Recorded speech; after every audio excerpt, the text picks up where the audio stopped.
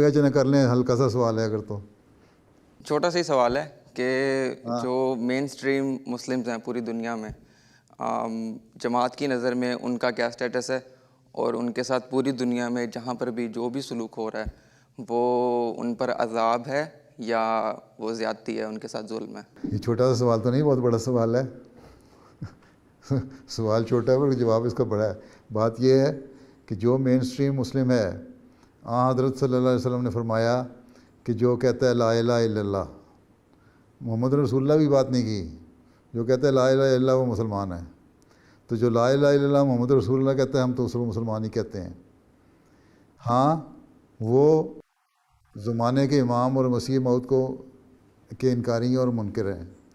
اس لحاظ سے اگر ہم ان کو کہتے ہیں کہ تم منکر ہو, تو وہ انکاری اگر ہیں تو وہ مسیح موعود کے ہیں, اور وہ مسیح موعود جس کا پیش گوئی حضرت صلی اللہ علیہ وسلم نے فرمائی, اور جس کی پیش گوئی سورہ جمعہ میں قرآن کریم نے فرمائی, اور جگہوں پہ بھی فرمائی, تو اس لحاظ سے وہ منکرین ہیں.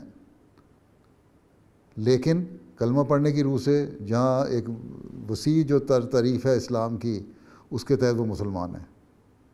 ٹھیک ہے, ہم ان کو غیر مسلم نہیں کہتے کیونکہ وہاں حضرت صلی اللہ علیہ وسلم کو مانتے ہیں. دوسرا بات یہ ہے کہ جو کچھ ہو رہا ہے ان کے ساتھ, یہ کیا ہو رہا ہے؟ اللہ تعالیٰ کا تو وعدہ تھا کہ جب مسلمان کافروں سے لڑائی کریں گے تو اللہ تعالیٰ ان کی مدد کرے گا اور وہ جیتیں گے. یہی وعدہ تھا, اور یہی اسلامی تاریخ میں ہم نے دیکھا, خلافت راشدہ کے زمانے میں یہی دیکھا.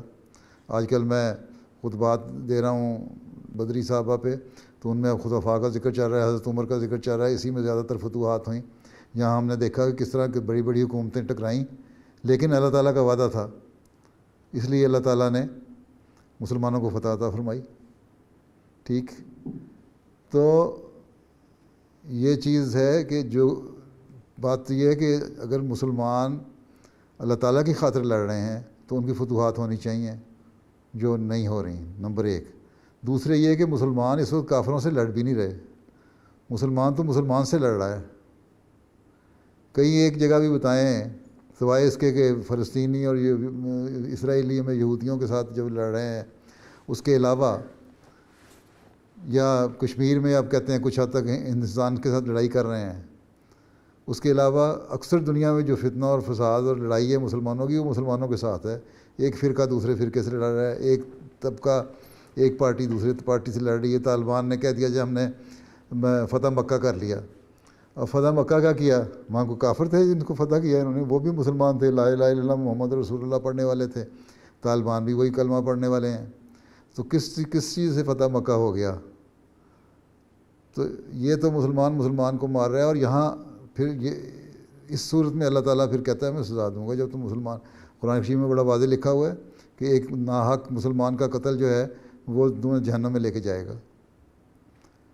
ٹھیک ہے, حضرت صلی اللہ علیہ وسلم کے ایک صحابی نے جب ایک شخص کو قتل لڑائی میں جب اس نے تلوار کے خوف سے کلمہ پڑھ لیا تب بھی قتل کر دیا, اور پھر حضرت صلی اللہ علیہ وسلم کو خبر پہنچی تو آپ بڑے سخت ناراض ہوئے. انہوں نے کہا جی اس نے تلوار کے خوف سے کلمہ پڑھا تھا. انہوں نے کہا تم نے دل چیر کے دیکھا تھا اس کا, تم نے کس خوف سے کلمہ پڑھا تھا؟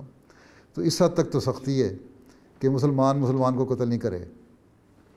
ٹھیک, اس کے باوجود اگر یہ کرتے ہیں تو اس کو مجھے اس کا بارے میں فتویٰ دینے کی کیا ضرورت ہے؟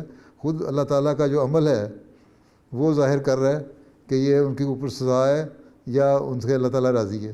یہ آپ خود فیصلہ کر سکتے ہیں, بلکہ ان کا جو فعلی شہادت اللہ تعالیٰ ہی خود بتا رہی ہے کہ یہ کیا ہے.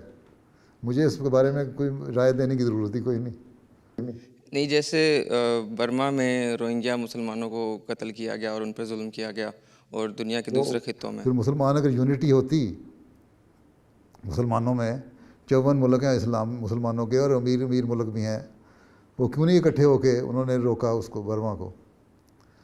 مسلمان کا بھائی ہونے کی صرف حدیث پڑھتا ہے, اس کا کیوں نہیں اس کو ہاتھ سے روک رہے؟